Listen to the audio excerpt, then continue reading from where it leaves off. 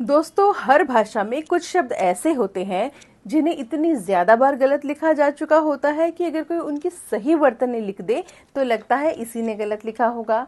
जैसे हिंदी का सबसे बीमार शब्द क्या है? हिंदी का सबसे बीमार शब्द है दवाइयाँ। और अंग्रेजी की बात करें तो अंग्रेजी में ट्यूशन एक ऐसा शब्द है जिसे मैंने कितने ही ट्यूशन सेंटर वालों को भी देखा है कि ठीक नहीं लिखते। तो आज की इस वीडियो में हम हिंदी के कुछ ऐसे ही शब्दों की बात करते हैं जिन्हें हम अक्सर लिखते हैं, लेकिन उनकी वर्तनी को लेके या तो उलझन में पड़ जाते हैं या फिर गलत ही लिखते हैं। और हाँ, खास बात यह है कि ये सभी शब्द ऐसे हैं जिन्हें प्रतियोगी परीक्षाओं में अक्सर पूछा जाता है और विद्यार्थी गच्चा खा जाते हैं। पहला शब्द है अतिशयोक्ति। अतिशयोक्ति की वर्तनी अक्सर लोग इस तरह से लिखते हैं जिसमें कि श जो है वो आधा लिखते हैं, लेकिन यह गलत है। गलत क्यों है, अब इस पर बात करते हैं। वह इसलिए गलत है क्योंकि अतिशयोक्ति एक संस्कृत शब्द है जो दो शब्दों के मेल से बना है, अतिशय और उक्ति। अतिशय का अर्थ बहुत ज्यादा, अत्यधिक, और उक्ति का अर्थ वचन, कथन या बात। तो अतिशयोक्ति का अर्थ निकला बढ़ा चढ़ाकर कही गई बात या बढ़ा चढ़ाकर कहा गया कथन। यह एक अलंकार भी है ना, जिसमें बात को बढ़ा चढ़ाकर कहा जाता है। बहरहाल, जब अतिशयोक्ति शब्द जिन मूल शब्दों से बना है उसी में पूरा श है, अतिशय में ही पूरा श है, तो इससे बने अतिशयोक्ति में भला हम आधा श कैसे कर सकते हैं? तो आधा श वाली है वर्तनी गलत साबित हो गई। तो अब आपको अतिशयोक्ति की सही वर्तनी पता चल गई है। आप कमेंट बॉक्स में इससे एक वाक्य बनाकर लिखिए और मैं चलती हूँ दूसरे शब्द की तरफ। दूसरा शब्द है उज्ज्वल, जिसकी वर्तनी लोग अक्सर ऐसे या ऐसे लिख देते हैं, लेकिन ये गलत है। वह इसलिए क्योंकि उज्ज्वल दो शब्दों के मेल से बना है, उत और ज्वल। उत और ज्वल में जब व्यंजन संधि होती है तो उ और दो आधा ज के साथ वल वाला उज्ज्वल बनता है। यह है सही वर्तनी। व्यंजन संधि का नियम यह होता है जब पहले शब्द के अंत में त थ द ध न हो और दूसरा शब्द शुरू हो रहा है च छ ज झ य से, यानी कि च वर्ग से, तो जो पहला शब्द का अंत का त थ द ध न है वो दूसरे वाले शब्द के च छ ज झ य में परिवर्तित हो जाएगा। अगर दूसरे शब्द के शुरू में च है तो च हो जाएगा, ज है तो ज हो जाएगा। तो यहाँ पर आप क्या देखेंगे, यहाँ पे ज्वल में दूसरे शब्द के शुरू में आधा ज था, तो पहले शब्द का जो आधा त है वह हट जाएगा, उसका त हट जाएगा और वह बन जाएगा आधा ज। तो इस तरह से जो नई वर्तनी बनेगी संधि के बाद वह बनेगी उ, दो आधे ज और वल। तो इस तरह से यहाँ पे हुई है व्यंजन संधि और नया शब्द बना है उज्ज्वल। लेकिन हाँ, इसमें एक बात और ध्यान रखिएगा कि कहीं भी अगर दूसरा शब्द ज्वल हो, यानी कि अगर कोई शब्द दो टुकड़ों से बना है और जो दूसरा टुकड़ा है वह ज्वल हो, तो आपको हर जगह आधा ज दो नहीं कर देने हैं। जैसे कि प्रज्वल, प्रज्वल में भी लोग क्या कर देते हैं, प्र दो आधे ज और वल लिख देते हैं, जो कि गलत है। क्यों? क्योंकि यहाँ व्यंजन संधि नहीं हुई है। यहाँ ज्वल जरूर एक शब्द था, लेकिन उससे पहले एक प्र उपसर्ग लगा है। तो प्र उपसर्ग के साथ जब आप ज्वल को मिलाएंगे तो वो इस तरह से सिर्फ प्रज्वल बनेगा, दो आधे ज नहीं आएंगे। अब तीसरा शब्द है आशीर्वाद। आशीर्वाद तो हम अक्सर लिखते हैं और हमें समझ में नहीं आता कि आशीर्वाद का जो र बोला जा रहा है उसको शी पे लगाएं, आशीर्वाद के शी पे लगाएं या फिर वा पे लगाएं। तो इसका बहुत ही साधारण सा नियम है दोस्तों, जब भी आप ऐसा कोई शब्द बोलते हैं जिसमें आपको र किसी शब्द के ऊपर लगाना हो, तो यह देखिए कि आपने वह र कहाँ उच्चारित किया है। जैसे आपने बोला आशीर्वाद, तो आपने शी के बाद र बोला आशीर, तो जहां आपने र का उच्चारण किया है उससे अगले वाले वर्ण के ऊपर वो रह जाएगा। जैसे आशीर्वाद में इस तरह से वा के ऊपर रह जाएगा। कुछ और शब्द भी देखिए, शर्म। शर्म में आपने श तो र बोला और र के बाद क्या आया, म, शर्म, तो आपने म के ऊपर र लगाया।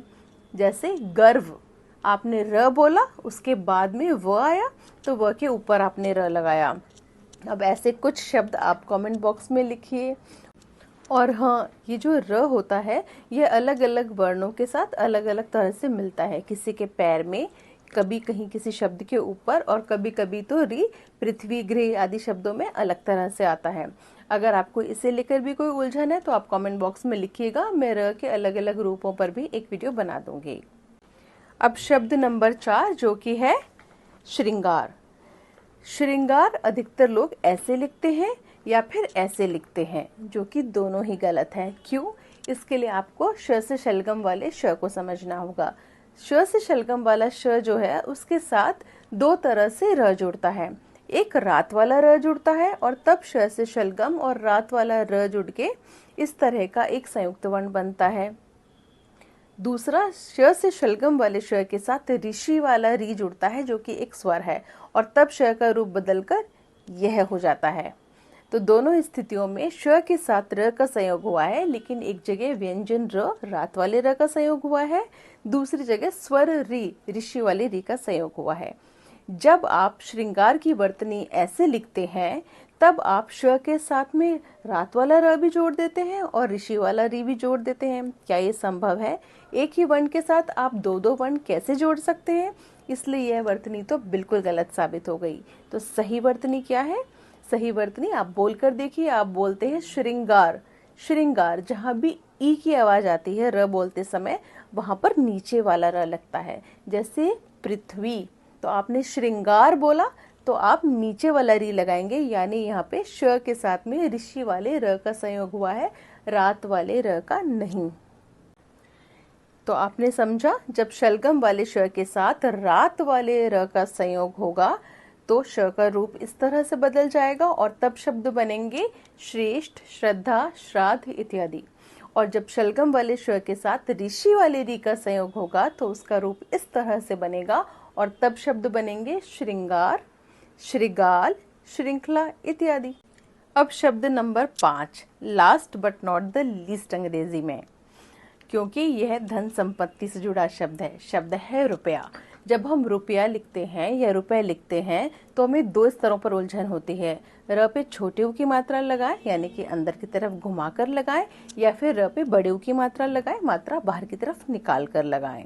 और दूसरी उलझन होती है जब रुपए लिखें तो एडी वाला ए लिखें, या फिर हम लिखें य और य पे एक ही मात्रा। तो दोस्तों, इसके लिए हमें रुपए शब्द की तह में जाना होगा। रुपए शब्द जो है वो मूलतः संस्कृत से बना है। संस्कृत में चांदी को कहते हैं रुपये, और इस रुपये से बनी चीज, यानी कि चांदी से बनी चीज कहलाती है रुपयक। और यही रुपयक जो है वह प्राकृत में रुपये हुआ और फिर बाद में हिंदी में हो गया रुपये। और चांदी से बनी चीज से ही रुपये का नाम क्यों पड़ा? वह इसलिए पड़ा क्योंकि शुरू में जो रुपया था वो चांदी से बना सिक्का ही होता था और उसका मूल्य होता था 16 आने, यानी कि 64 पैसे। बाद में ये सिक्का चांदी का नहीं रह गया, लोहे आदि से बनने लगा, मिलावटी हो गया और नोट को भी हम रुपया कहने लगे और अब इसका मूल्य हो गया है 100 नए पैसे। तो आप समझ गए ना, रुपया शब्द जब आप लिखेंगे तो आप छोटे ऊ की मात्रा लगाएंगे, क्योंकि मूल शब्द में ही रुपये, प्राकृत के रुपये से परिवर्तित होते हुए रुपया बना है, तो उसमें छोटे ऊ की मात्रा ही थी। तो आप एकदम से बड़ी ऊ की मात्रा कैसे कर देंगे? आप रुपया में छोटे ऊ की मात्रा ही रखेंगे। और रहा सवाल रुपये लिखते समय एडी वाला ए लिखें या फिर य पे एक ही मात्रा लगाए, तो इसका जवाब यह है कि आप रुपये लिखते समय य लिखिए और उस पे एक ही मात्रा लगाइए। क्योंकि एक बार फिर मूल में जाइए शब्द के, जब मूल शब्द ही रुपय या रुपयक था तो उस य को हम अचानक से स्वर में कैसे परिवर्तित कर सकते हैं? य का हम ए कैसे बना देंगे? मूल शब्द में जो है वही तो हम रखेंगे ना। तो हम रुपये लिखेंगे, रुपये नहीं। अब आप मुझे कमेंट बॉक्स रुपये से जुड़ी हुई कोई भी मुहावरा या कोई भी कहावत लिखिए। तो दोस्तों, इस वीडियो में आपने 5 ऐसे शब्दों के बारे में जाना जो कि हम अक्सर काम में लेते हैं लेकिन फिर भी गलत लिख देते हैं, या फिर लिखते लिखते हम उलझन में पड़ जाते हैं कि क्या सही होगा। और ये सभी शब्द ऐसे हैं जो स्कूल से लेकर के बड़ी बड़ी प्रतियोगी परीक्षाओं तक बार बार पूछे जाते हैं। उम्मीद है इस वीडियो को देखने के बाद आप इनकी वर्तनी को लेकर बिल्कुल स्पष्ट हो गए होंगे। आपके मन में कोई शक, कोई संदेह नहीं बचा होगा। अगर आप शब्दों की बनावट को समझ लेंगे, एक बार उसके बनने के तरीके को समझ लेंगे, तो बार बार आपके अंक नहीं कटेंगे। तो अगर आप चाहते हैं मैं ऐसे वीडियो बनाऊं तो आप कमेंट बॉक्स में लिखिएगा। उम्मीद है आपको वीडियो पसंद आया होगा।